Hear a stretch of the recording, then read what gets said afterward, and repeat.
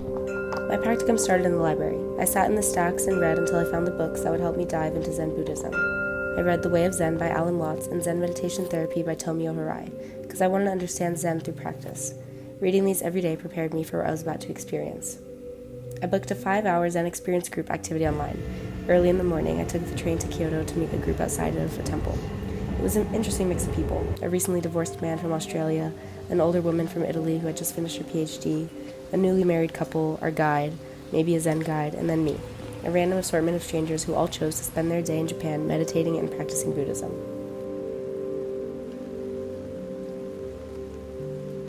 We entered the grounds of Tofuku-ji and began at a small sub-temple with 6 Jizo bodhisattvas standing outside, wearing little hats with red leaves falling on them. Our guide talked about how carefully the gardens were maintained and how Japanese senses of beauty are expressed through nature.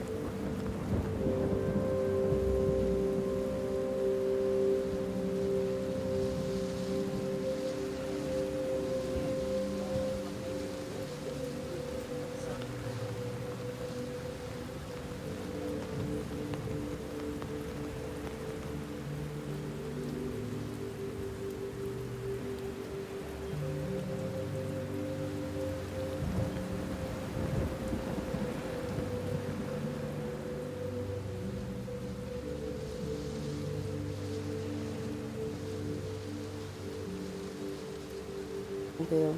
I noticed the sound of rain hitting the stones. Our guide, Yakui, said, "The garden reflects a ship floating on waves of enlightenment. The stones are the heart, and the maple trees are our distractions." So I sat there alone and wrote in my notebook. I wrote about everything: the scene in front of me, the altar behind me, people meditating around me.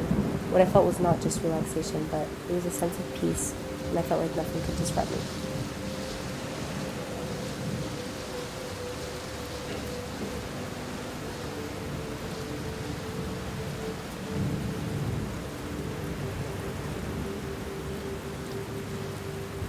As we left, the Australian man and I started talking. We talked about philosophy, about what it means to be a writer, and about loss, losing things, losing people, losing versions of ourselves.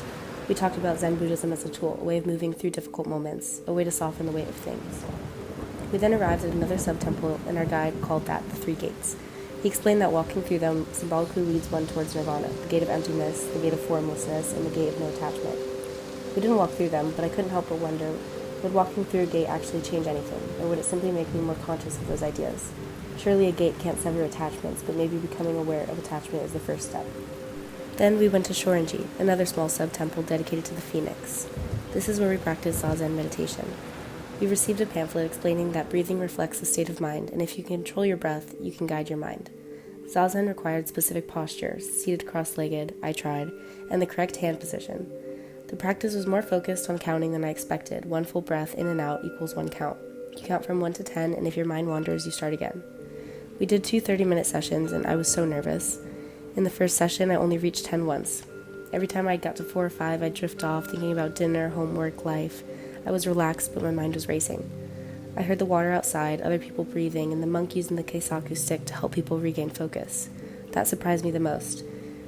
If you want the monk to stop in front of you, you put your hands together in gasho and bow, and he gives you 2 quick strikes on each shoulder. After a short break, we began the second session, and this time something shifted. My mind finally softened. The thoughts came and went, but I didn't cling to them. I counted to 10 many times. I felt present. I paid attention to the tiny things, the sound of the keisaku, the pillow under my legs, my hand touching each other, even a little fly buzzing in the room. Our brains think so much every day, but in that moment, I felt like I could push the noise aside and reconnect with myself. Can't.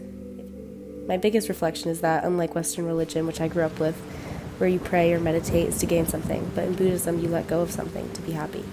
And after Zazen, all I felt was release. After meditating, we had a shojin ryori, a traditional vegetarian Buddhist meal. It was simple, seasonal, and intentional. Everything on the plate felt deliberate. I loved it, and I felt refreshed afterwards. Finally, I went back to Kenninji, my favorite temple in Kyoto. I sat in the Zen garden for half an hour and journaled again. I admired the placement of the stones, the simplicity, the aged wood beneath me. I looked up at the dragons painted on the ceiling, and I kept thinking about how much Zen was around me, how much beauty was built into the emptiness of the space. And I'm just a 21-year-old random girl sitting in the middle of a temple garden in Japan, but yet I felt something meaningful, something I connected with deeply. For this practicum, I dove into a world I barely knew anything about, and it paid off. I now practice a simple 10 count before bed. I try to remember impermanence and emptiness in small moments. I try to find my own Buddha nature.